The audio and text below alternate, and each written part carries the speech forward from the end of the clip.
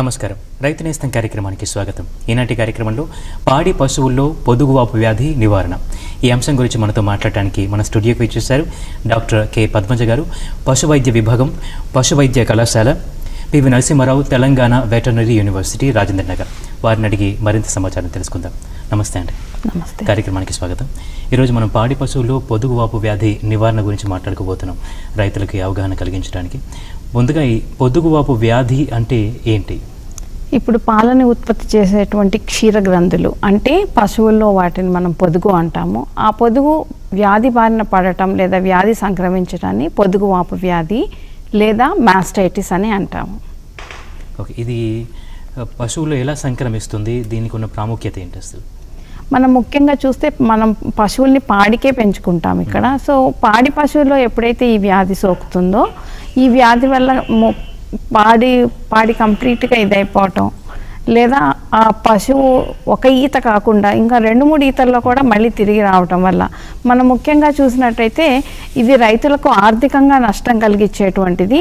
దీన్ని అతి ఖరీదైన వ్యాధిగా పరిగణిస్తారు. ఓకే, సో ఇది ఎలా సోకుతుంది? ఇది కారణాలు అనేకం ఉన్నాయి. అయినప్పటికీ ముఖ్యంగా సూక్ష్మజీవుల వల్ల ఈ వ్యాధి వ్యాప్తి చెందుతుంది. ఎలాంటి సూక్ష్మజీవులు అంటే ఇప్పుడు మనం దీన్ని రకాలుగా విభజించుకుంటే మొట్టమొదటి దీంట్లో 3 రకాలుగా చెప్పుకోవచ్చు. మొట్టమొదటిగా సూక్ష్మజీవుల వ్యాప్తిలో వచ్చేటువంటి పొదుగువాపు వ్యాధి, ఇది 2 రకాలుగా ఉంటుంది. రెండవదిగా చూసినట్టయితే లక్షణాలు పట్టి వచ్చేటువంటి పొదుగువాపు వ్యాధి, ఇది కూడా 2 రకాలుగా ఉంటుంది. ఇక మూడవదిగా ఎలర్జిక్ మాస్టైటిస్ అని అంటారు. మనం మొదటి రకం కనుక చూసుకున్నట్టయితే ఏదైతే నేను సూక్ష్మజీవి వ్యాప్తి వల్ల కలిగేటువంటి పొదుగువాపు వ్యాధి అన్నాను, ఇందులో 2 రకాలు ఉన్నాయి. ఒకటి కంటేజియస్ మాస్టైటిస్ అంటారు. అంటే ఇది పశువు నుంచి పశువుకు వచ్చేటువంటి పొదుగువాపు వ్యాధి, అంటువ్యాధి. ఇది ముఖ్యంగా ఇది నేను చెప్పినట్టుగా సూక్ష్మజీవుల వల్ల, అంటే కొన్ని రకమైన సూక్ష్మజీవులు ఈ పొదుగు తర్వాత చనుల మీద ఉండి, అంటే స్ట్రెప్టోకోకస్ ఇలాంటివన్నీ, స్టెఫలోకోకస్ అనేటువంటి సూక్ష్మజీవులు ఉండి ఏదైనా అవకాశం వచ్చినప్పుడు అవి పొదుగులోనికి చేరి వ్యాధిని సంక్రమింపజేస్తాయి. ఇది పశువు నుంచి పశువుకు వెళ్ళేటువంటి అవకాశం ఉంది. ఇందులోనే రెండవదిగా ఎన్విరాన్మెంటల్ మాస్టైటిస్ అంటాము. అంటే పశుశాలలో లేదా పశువు కూర్చున్నటువంటి ప్రదేశం నుంచి అక్కడ ఉన్నటువంటి సూక్ష్మజీవులు ఇవి, అంటే ఈ సూక్ష్మజీవులు ఎక్కడి నుంచి వస్తాయంటే పశువుల పేడ, లేదా అక్కడ ఉన్నటువంటి మనం కింద మెత్తగా ఉండటానికి వేసేటువంటి వరిగడ్డి, అటువంటి వాటిలో ఈ సూక్ష్మజీవులు వ్యాప్తి చెంది ఇవి పశువులోకి వెళ్తూ ఉంటాయి. అంటే ముఖ్యంగా ఈ పొదుగులోనికి ఇవి వెళ్తాయి. ఇవి వెళ్ళటానికి దానికి కారణాలు ఉన్నాయి. ఇప్పుడు ఏమైనా దూడ కనుక వచ్చి దాని పాలు తాగినప్పుడు అలా ఏదన్నా ఘాటు పడ్డా, అది పశువు కింద కూర్చున్నప్పుడు, అంటే పరిశుభ్రంగా లేనటువంటి ప్లేస్లో ఒక ప్రదేశంలో పశువు కూర్చున్నప్పుడు ఈ వ్యాధి పారేటువంటి ఇది. సో మొదటిగా చూసుకున్నట్టే సూక్ష్మజీవులు పశువు నుంచి పశువుకు వస్తాయా లేదా పశుశాలలో ఉంచి పశువుకు వస్తాయా అనే దాన్ని బట్టి మొదటి రకంగా మనం చూసాం. ఇక రెండవ రకంగా చూసుకున్నట్టయితే లక్షణాలు ఎలా ఉన్నాయి అనేది. మొదటిగా లక్షణాలు కనబడేటువంటి వ్యాధిని క్లినికల్ మాస్టైటిస్ అని అంటాము. అంటే మనకి ఇందులో మళ్ళీ 3 రకాలు ఉన్నాయి. ఒకటి అతి తీవ్రమైనది, రెండవది కొంచెం తీవ్రమైనది, మూడవది అతి తక్కువ. అంటే ఏ స్థాయిలో కనుక ఇది వ్యాధిని కలుగచేస్తుందో దాన్ని బట్టి మనం చూస్తాము. ఇప్పుడు మామూలుగా మొదటిది చాలా మంద స్థాయిలో చూసినట్లయితే ఇటువంటి దాంట్లో మనకి పాలల్లో మాత్రమే కొద్దిగా మార్పులు కనపడతాయి, అంటే కుతుపలు ఉండటం కానీ అలాంటివి కనపడతాయి.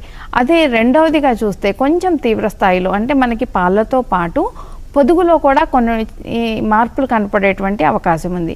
ఇక మూడవది అతి తీవ్రమైనది చూసుకున్నట్లయితే పొదుగుతో పాటు పాలతో పాటు పశు శరీరంలో కూడా, అంటే జ్వరం పెరగటం, అది తినకపోవటం, ఒక్కొక్కసారి చనిపోయేటువంటి ప్రమాదం కూడా ఉంది. సో మనం ఈ క్లినికల్ మాస్టైటిస్ అంటే లక్షణాలతో కూడినటువంటి పొదుగువాపు వ్యాధిని ఈ విధంగా ఈ 3 రకాలుగా విభజించుకోవచ్చు. ఇక ఇందులోనే రెండవదిగా లక్షణాలు లేకుండా కూడా పొదుగువాపు వ్యాధి ఉండేటువంటి అవకాశం ఉంది. దీనినే సబ్ క్లినికల్ మాస్టైటిస్ అంటారు. అంటే పొదుగులో మార్పు ఉండదు, పాలల్లో కూడా మార్పు ఉండదు, అయినప్పటికీ మనకి తెలియకుండా లోపల వ్యాధి ఉండేటువంటి ఆస్కారం ఉంది. ఇవి కొన్ని మైక్రోబియల్ టెస్టులు చేసినప్పుడు అవి బయటపడతాయి. ఇది కాకుండా మూడవదిగా చెప్పాను నేను, అలర్జిక్ మాస్టైటిస్ అంటారు. ఇది అన్నిట్లో కనపడదు, తొలిచూలు పడ్డల్లో, ముఖ్యంగా ఈ గ్రేడెడ్ ముర్రా జాతి గేదెల్లో తొలిచూలు ఉన్న మొదటిసారిగా ఈనినప్పుడు నెల లోపల లేదా కొన్ని రోజులు ఈనిన కొద్ది రోజుల్లోనే పాలలో ఏమాత్రం తేడా ఉండదు, పొదుగులో కూడా మొదటిగా ఏ మార్పు ఉండదు. కానీ పాలు పితుకుతున్నప్పుడు చనులు వాటంటే అవి ఉబ్బిపోయి పాలల్లో ఏమాత్రం తేడా లేకుండా చనులు ఊడిపోయి అలాగే కుళ్ళిపోయేటువంటి ప్రమాదం కూడా ఉంది. ఇది మధ్యకాలంలో ముఖ్యంగా ఈ గ్రేడెడ్ ముర్రా జాతి గేదెల్లో ఈ వ్యాధి కనపడుతుంది. ఇలా పొదుగువాపు వ్యాధిని మనము 3 రకాలుగా విభజించుకోవచ్చు. ఓకే అండి, కార్యక్రమంలో చిన్న విరామం తీసుకుందాం. రైతు నేస్తం కార్యక్రమంలో ఇప్పుడు ఒక స్వల్ప విరామం.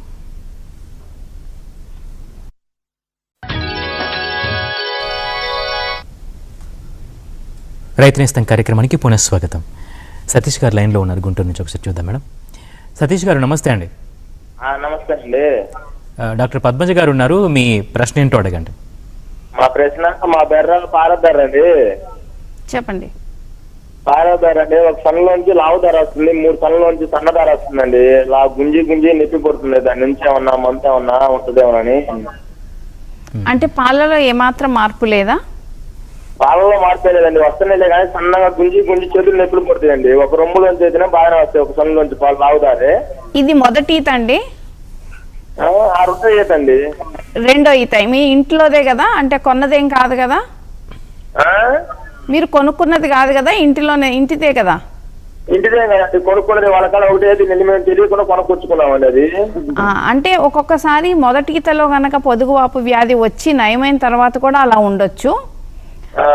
లేదా మామూలుగా చూసినట్లయితే ఆ పాల సార ఏదైతే ఉందో లోపల అది కూడా కొంచెం దగ్గరగా ఉండి ఉండొచ్చు.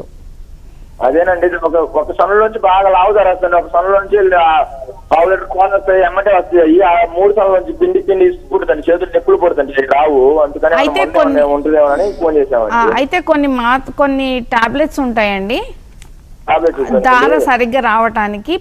పాలు కూడా దాని పయాప్రో అని ఉంటాయి, పయాప్రో అనే గోళీలు ఉంటాయి, అవి వేసుకోవచ్చు.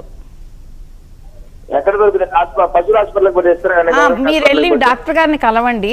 నోట్లో వేసే గోళీలే కాబట్టి పయాప్రో అనేవి పొదుగులోంచి పాలు కొంచెం ఈజీగా రావటానికి. ఓకే అండి, ఇప్పుడు ఈ పొదుగువాపు వ్యాధి రాకుండా ముందు జాగ్రత్తలు ఏం తీసుకుంటే బాగుంటుందంటారు? అంటే ఇప్పుడు పొదుగువాపు వ్యాధి మనం చూసినట్లయితే సూక్ష్మజీవుల వల్ల వస్తుంది కాబట్టి మొట్టమొదటిగా మనము ఈ షెడ్డులో పరిశుభ్రత ఉంచాలండి. షెడ్డుల్లో పరిశుభ్రత ఉంచాలి. పశువు పేడ వేసిన వెంటనే అవి తీసివేయటం కానీ, ఆ మూత్రం పోసిన వెంటనే అవన్నీ ఒక పక్కకు పోయేటట్టుగా, అలాగే కింద పడుకొని ఉండటానికి వేసేటువంటి గడ్డిని తరచుగా మార్చటము అటువంటివి చేయాలి. ముఖ్యంగా పశువు కూర్చున్నప్పుడు ఆ చనులు ఆ పొదుగుకి కింద దెబ్బ తగలకుండా చూసుకోవాలి. చాలా విధంగా గచ్చు సరిగ్గా లేకపోవటం, అలా చనుల్లో కానీ పొదుగు కానీ ఏదన్నా ఒక చిన్న గాయం అయిందంటే ఆ గాయం చాలు, అక్కడ ఉన్నటువంటి పేడ అటువంటి దాంట్లోంచి ఈ సూక్ష్మ క్రిములు పొదుగులోనికి వెళ్ళి వ్యాధిని కలుగు చేస్తాయి. కాబట్టి ముఖ్యంగా ఈ పశువును కట్టేటువంటి పశుశాలలో పరిశుభ్రత అనేది పాటించాలి. ఇంకా రెండవదిగా చూస్తే పాలు తీసే వాళ్ళు కూడా చాలా పరిశుభ్రంగా ఉంచాలండి. చేతులు కడుక్కోవడం, మురికిగా ఉన్న చేతులతో పాలు తీయకూడదు, చేతులు శుభ్రంగా కడుక్కోవాలి. అలాగే పాలు బొటన వేలు వెత్తి పట్టుకొని పిండాలి, కానీ బొటన వేలు మడిచి పిండటం వల్ల ఏమవుతుందంటే ఆ చనుకి దెబ్బ తగిలేటువంటి అవకాశం ఉంటుంది. అలాగే గోళ్ళతో కూడా దెబ్బ తగిలేటువంటి. ఇంకోటి కొన్ని దూడలు ఎప్పుడైతే పాలు చీకటానికి వదిలిపెడతామో మనం చేపుతుంది అని, కొన్నిసార్లు ఏంటంటే ఆ దూడలు లాగటంలో కూడా కొన్ని టెండర్గా అంటే కొంచెం పలచగా ఉన్నటువంటి చనులు దెబ్బతినేటువంటి అవకాశం ఉంటాయి. అవి కూడా మనం చూసుకోవాల్సిన అవసరం ఉంది. ఇవన్నీ ఒకైతే షెడ్డులో ఈగలు ఉండకూడదు. ఈగలు కూడా ఈ సూక్ష్మజీవుల్ని వ్యాప్తి చెందేటువంటి లక్షణాలు ఉన్నాయి. ముఖ్యంగా కొరైని బ్యాక్టీరియం పయోజినస్ అనేటువంటిది ఈగల వల్ల వస్తుంది. ఈ వ్యాధి వచ్చిందంటే కంప్లీట్గా పొదుగు పాడైపోయి పగిలిపోయేటువంటి అవకాశం ఉంది. కాబట్టి ఈగలు ముఖ్యంగా ఉండటానికి వీల్లేదండి. ఇంకా మామూలుగా పరిశుభ్రత, షెడ్లో పరిశుభ్రత, పాలు పిండే పరిశుభ్రత, ఇది మాత్రం చాలా ముఖ్యంగా చూసుకోవాలి. అది కాక మందలో ఏదైనా ఒక్క పశువుకు కనుక పొదుగువాపు వచ్చింది అనేటువంటి డౌట్ ఉంటే కనుక వెంటనే దాన్ని వేరే ఉంచాలి. మిగతా అన్ని పశువుల పాలు పితికిన తరువాత చివరిగా ఈ ఏదైతే వ్యాధి బారిన పడిందో దాని పాలు పిండేసి చేతులు కడుక్కోవాలన్నమాట. ఒక పశువుని పిండిన తర్వాత ఇంకో పశువుకి మనం పాలు పిండటానికి వెళ్ళినప్పుడు తప్పనిసరిగా చేతులు కడుక్కోవాలి. ఇవి కాకుండా మామూలుగా పాలు పిండే ముందు పొదుగును కడుక్కోవటం, అలాగే పాలు పిండిన తర్వాత ఈ డిప్స్ టీ డిప్స్ అంటారు, మార్కెట్లో చాలా దొరుకుతాయి. అవి కనుక మనం 2 నిమిషాలు చన్నుల్లో ముంచి ఉంచగలిగితే చాలా వరకు ఈ సూక్ష్మజీవులు ఈ రంధ్రంలోంచి లోపలికి వెళ్ళకుండా మనం మాన్పగలము. ఇవి కూడా కాకుండా ఇప్పుడు మామూలుగా కొత్తగా వచ్చినట్టు ఏంటంటే డ్రై కౌ థెరపీ అని అంటారు. అంటే మరింత మాట్లాడుతుంది ఒక కాలర్ లైన్లో ఉంచుదాం. శ్రీనివాస్ గారు హలో, నమస్తే అండి. నమస్తే సార్. డాక్టర్ పద్మజ గారు ఉన్నారు, మీ సమస్య ఏంటో చెప్పండి. సార్ మాది పశువులకు పెయిన్ అయ్యారు, పొదువాపు వచ్చింది. ఆ పొదువాపు రాకుండా దానికి మెడిసిన్ వాడుడా వస్తానే వాడుడా అని తెలుసుకున్నాను. ఇప్పుడు వచ్చిందా, రాకుండా ఉండడానికి అడుగుతున్నారా మీరు? శ్రీనివాస్ గారు సార్ ఇప్పుడు వ్యాధి వచ్చిందా లేదా రాకుండా ఉండడానికి ముందు జాగ్రత్తగా అడుగుతున్నారా మీరు? పెయినసార్ వచ్చింది సార్ పశువుకు, అది పెయినసార్ వచ్చింది ఇయర్లీ వస్తారా లేకపోతే రాకుండా వాడడం అని. లాస్ట్ ఇయర్ వచ్చిందంట. అయితే ఇప్పుడు ఒకసారి పశువుకి వ్యాధి వచ్చి వెళ్ళిన తర్వాత ముఖ్యంగా మీరు పశువు కట్టిన తర్వాత ఆఖరిగా ఎండు కాలం అంటాం చూడండి. మామూలుగా గేదెల్లో అయితే 8 నెలల సూడు ఉన్నప్పుడు 2 నెలలు మనం వదిలేస్తాం పాలు పితకం.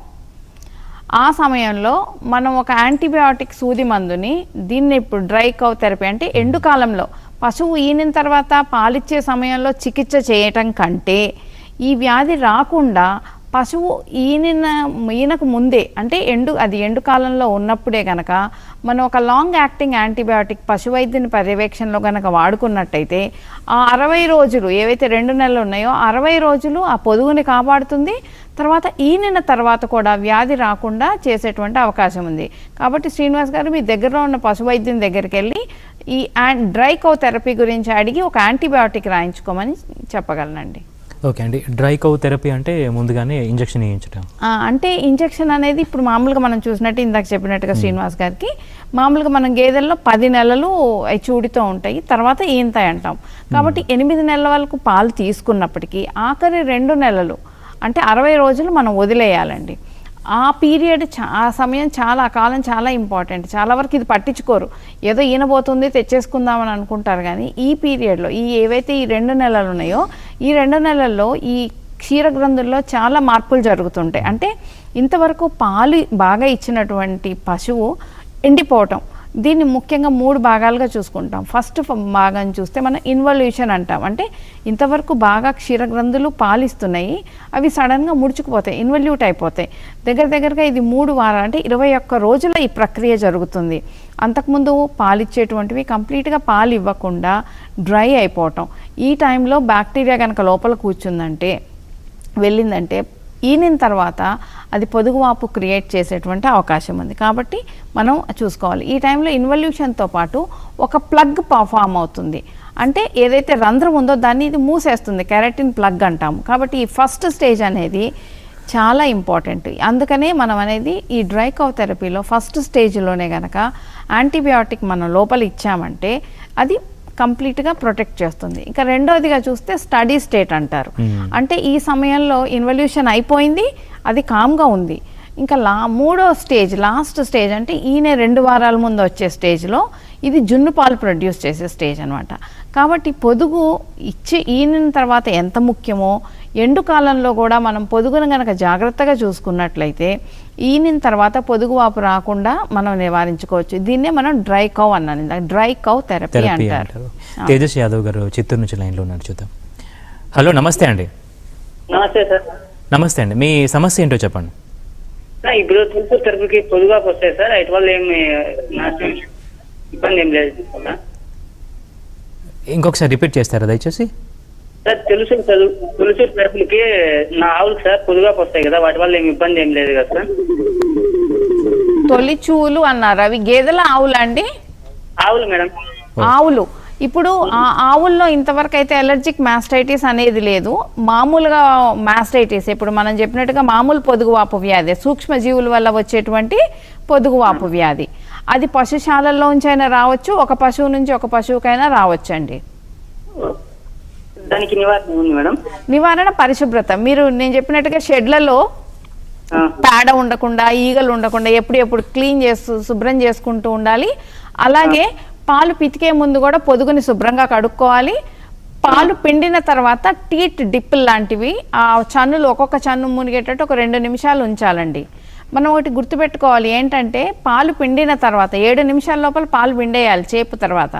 అది అయ్యాక 1 గంట వరకు దగ్గరగా ఆ పాలను వచ్చేటువంటి టీట్ కెనాల్ అంటాం, అది కొంచెం డైలేట్ అయి ఉంటుంది. కాబట్టి ఆ టైంలో పశువుని కింద కూర్చొనియకుండా పాలు పిండిన తర్వాత కూడా దాని ముందు పచ్చిగడ్డో ఏదో వేసి దాన్ని వీలున్నంత వరకు నించోబెడితే మనం నివారించుకోవచ్చండి. ఓకే, కార్యక్రమంలో చిన్న విరామం తీసుకుందాం.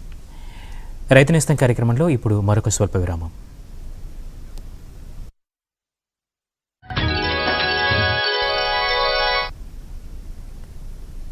రైతు నేస్తం కార్యక్రమానికి పునఃస్వాగతం. స్వామి గౌడ్ గారు సిరిసిల్ల నుంచి లైన్లో ఉన్నారు. స్వామి గౌడ్ గారు నమస్తే అండి. నమస్తే సార్. డాక్టర్ పద్మజ గారు ఉన్నారు, మీ ప్రశ్న ఏంటో అడగండి. Okay sir. మేడం చెప్పండి. మాకు ఆవు ఉంది మేడం, హెచ్ఎఫ్ ఆవు. చెప్పండి. అది ఇంకా 6 రోజులు అయితే తింటుంది మేడం.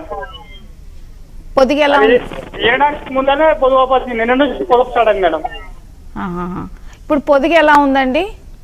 పొదుగు గట్టిగా ఉంది మేడం. అబ్బా, అంటే మరి ఈనిన తర్వాత పొదుగు వాపు వచ్చేటువంటి అవకాశం ఉందండి.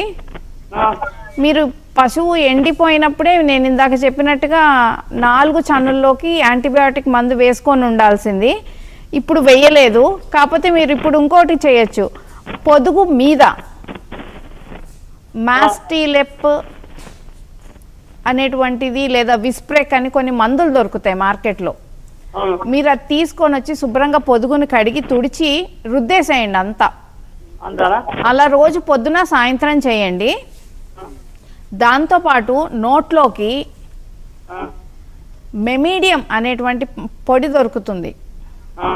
అది నోట్లో రోజుకొకటి 4 రోజులు రోజుకు ఒక ప్యాకెట్ పెట్టుకోవాలి. దీంతో కొంతవరకు మనం దానికి సపోర్టింగ్ ఇప్పుడు, ఎందుకంటే నేను ఇందాక చెప్పినట్టుగా ముందే చేసుకొని ఉండాల్సింది. ఒకసారి వచ్చింది అంటే ఈసారి అయినా మీరు పశువుని మామూలుగా ఎండగొట్టినప్పుడు ఏ రోజైతే మరి ఫస్ట్ ఈత అన్నప్పుడు కిందటిసారి వచ్చేటువంటి అవకాశం లేదు కదండి. ఫస్ట్ అయితే ఏం కాదు, నేను చెప్పినట్టుగా ఈ 2 చేయండి. మీరు మామూలుగా పాలు పితికేటప్పుడు శుభ్రత పాటించండి. పితికిన తర్వాత ఆ టీ డిప్స్ అనేవి వాడండి. ఓకే, శివప్రసాద్ గారు కర్ణాటక నుంచి లైన్లో ఉన్నారు. శివప్రసాద్ గారు నమస్తే సార్. నమస్తే అండి, అడగండి మీ ప్రశ్న. హలో మేడం గారు మాట్లాడచ్చు. చెప్పండి. మేడం, ఒక మాది గేదె ఉన్నదండి. దాని పాలు చాలా పిండికా అదేమో గాయమైంది. సరే పాలు రాకుండా అది గట్టిపడిపోయింది. దాంట్లో ఏమి పాలు వస్తుండే ఏమి వస్తుండే ఫర్దర్ ట్రీట్మెంట్ చేయాలి ఎట్లా మేడం? అంటే అది ఒక్కసారినేనా? ఒక ఫోన్ మేడం. మిగతా 3 బాగున్నాయి. మిగతా 3 బాగున్నాయి. ఇది గట్టిగా అయిపోయింది, పాలు రావట్లేదు. రావట్లేదు మేడం. మూసుకుపోయిందా? మీ దగ్గర డాక్టర్ని తీసుకొచ్చి చూపించారా? అదేమన్నా మూసుకుపోయిందా రంధ్రం? మా డాక్టర్ చూపిస్తే అది ఏం పని చేయదని చెప్పారా మేడం? అచ్చా, అంటే మూసుకుపోయింది కంప్లీట్ గా? కంప్లీట్ మూసుకుపోయింది. మూసుకుపోతే మనం పెద్ద చేయగలిగేది ఏమి ఉండదండి. మళ్ళీ దాన్ని సర్జికల్ గా అంటే ఆపరేషన్లు చేసి దాన్ని తీసి అవన్నీ అవుతాయి. కాకపోతే ఒకటి ఏంటంటే దీన్ని పక్క వాటికి రాకుండా మీరు జాగ్రత్త తీసుకోండి. ఏం చేయాలి మేడం పక్క వాటికి రాకుండా? పక్క వాటికి రాకుండా అంటే మామూలుగా నేను చెప్పినట్టుగా ఇప్పుడు ఈ సన్నులోంచి పాలు రావు, దాన్ని మీరు పిండరు. అది ముట్టితే పాపం దానికి తొందర అవుతుంది, అందువల్ల తొందుతుంది మేడం. అది అంటే పాలు ఉన్నాయా? గేది ఇంక 3 దాల్లో వస్తాయి, 1 దాల్లో వచ్చలేదండి. ఇంకా దాన్ని వదిలేసేయండి. ఈ 3 సన్నుల్లో మాత్రం పాలు పిండిన తర్వాత మీరు నేను చెప్పినట్టుగా టీ డిప్స్ అంటారు చూడండి, అవి వాడండి. మేడం సరే మేడం. ఓకే అండి, ఇంకా లక్షణాలు ఎలా ఉంటాయంటారు? అంటే పొదుగువాపు వ్యాధి వచ్చిందని తెలుసుకోవటానికి అంటే ఇందులో పొదుగువాపు వ్యాధి వచ్చిందని తెలుసుకోవటానికి నేను ఇందాక చెప్పినట్టుగా 2 రకాలు. అంటే లక్షణాలతో కూడిన పొదుగువాపు వ్యాధిని గుర్తుపట్టడం చాలా సులభం. మొట్టమొదటిగా పాలల్లో మీకు మార్పు కలవచ్చు. అంటే రంగులో కానీ లేదా కుతుపలు కానీ, కొన్నిసార్లు మరి చీము నెత్తురు కూడా కనపడేటువంటి అవకాశం. తెల్లగా ఉండాల్సిన పాలు కొంచెం గులాబీ రంగు నుంచి ఎరుపు రంగులోకి మారటం, ఇలాంటివి చూసి చెప్పచ్చు. ఇంకోటికి చూస్తే పొదుగులో మార్పు. అంటే మామూలుగా పొదుగువాపు వ్యాధి 1 సన్నులో రావచ్చు, 2 రావచ్చు, లేదా 4 కూడా రావచ్చు. అలాగే పొదుగు వాచి ఉండటం, లేదా ముట్టుకుంటే వేడిగా ఉండటం, మనం ముట్టుకోగానే పశువు తన్నటం అంటే దానికి నొప్పి ఉందన్నమాట. అటువంటి లక్షణాలు కనపడవచ్చు. ఇంకా కొన్నిసార్లు ఈ పాలతో పాటు పొదుగుతో పాటు పశువులో కూడా జర తీవ్రత ఉండొచ్చు. తినకుండా అంటే సిస్టమిక్ కంప్లీట్గా పశువు ఆ సూక్ష్మజీవులు ఏవైతే పొదుగులో ఉన్నాయో అవి రక్తంలో కూడా ఉండి పశువు చనిపోయేటువంటి ప్రమాదం ఉంది. ఈ క్లినికల్ మాస్టైటిస్ అంటే లక్షణాలతో కూడిన పొదుగువాపు వ్యాధిని గుర్తుపట్టడం చాలా సులభం. గుర్తుపట్టిన వెంటనే మనం తగిన విధంగా చికిత్స చేసుకోవాలి. కానీ రెండవది ఉంది సబ్ క్లినికల్ మాస్టైటిస్ అన్నాం. అంటే మనకి పాలల్లో మార్పు రాదు, పొదుగులో కూడా ఏం కనపడదు, కానీ మనము సూక్ష్మంగా చూసినట్టే మైక్రోబయాలజికల్ అనాలిసిస్ చేసినట్లయితే ఈ సబ్ క్లినికల్ మాస్టైటిస్ ఉంది. అంటే అప్పుడే మన మందలోకి లేదా మన పశువులోకి పొదుగువాపు ఎంటర్ అవుతుందన్నమాట. ఆ స్థాయిలో కనుక మనం గుర్తుపట్టి దాన్ని ఆపగలిగితే లక్షణాలతో కూడిన పొదుగువాపు వ్యాధి రాకుండా కూడా నివారించుకోవచ్చు. దీన్ని ఈ లక్షణం అంటే ఈ లక్షణాలు కనుక్కోవటం కష్టం, కానీ ఇప్పుడు మార్కెట్లో చిన్న చిన్న స్ట్రిప్పులు దొరుకుతున్నాయి. అంటే మనం మొదట పాలు పిండినప్పుడు మొదటి పాలు చివరి పాలు కాకుండా మధ్య వచ్చేటువంటి పాలు, ఆ పాలు కొన్ని కనుక ఒక పేపర్ మీద వేసి మనం చూసుకోవచ్చు. రైతు సోదరులు పశువు దగ్గరే చూసుకోవచ్చు ఎలా ఉంది అనేది రంగును బట్టి. దాన్ని బట్టి లక్షణాలు తెలుస్తాయి. ముందు జాగ్రత్తగా అంటే సబ్ క్లినికల్ స్టేజ్లోనే మనం ఆపేయగలిగితే లక్షణాలతో కూడిన పొదుగువాపు వరకు వెళ్లకుండానే మనం మానేస్తాం, నష్టం తగ్గుతుంది.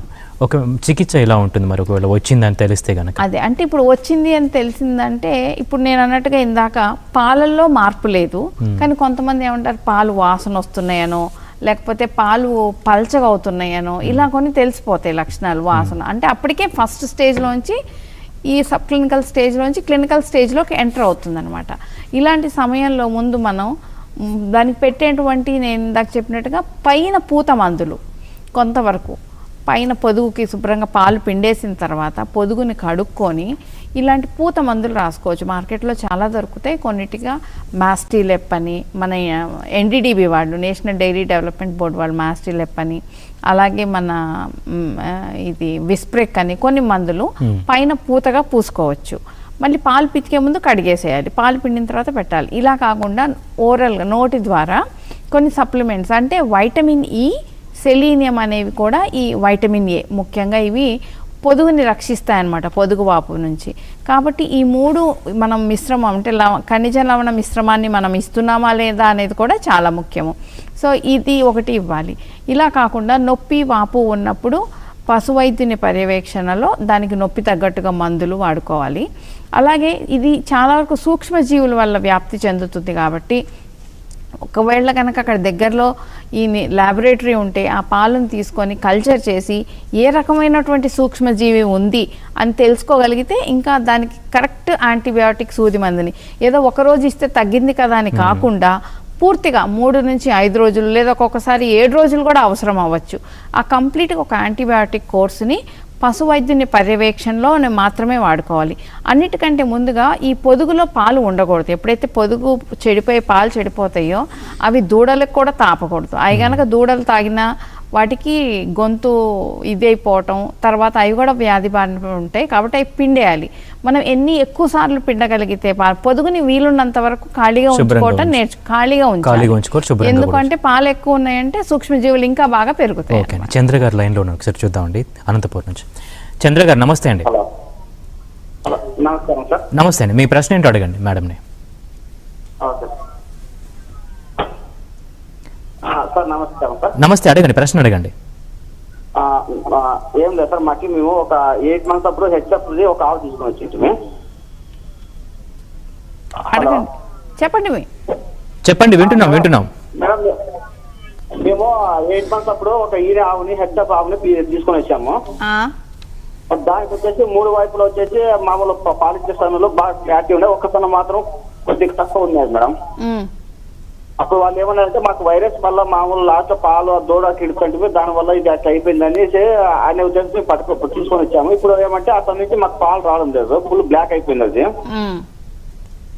ఇప్పుడు మళ్ళీ టోటల్ కనుకుంటే కానీ ఇక్కడ లోకల్ డాక్టర్స్ అడిగినా ఇంతకు ముందు మీకు పొదుగు వ్యాప్ వచ్చింటుంది, దానికి ఇంజక్షన్ వేయడం వల్ల అతనికి అది డ్యామేజ్ అయిపోయింది, దాంట్లో నుంచి మీకు పాలు రావు అనేది మాకు చెప్తున్నారు మేడం ఇక్కడ లోకల్ డాక్టర్స్.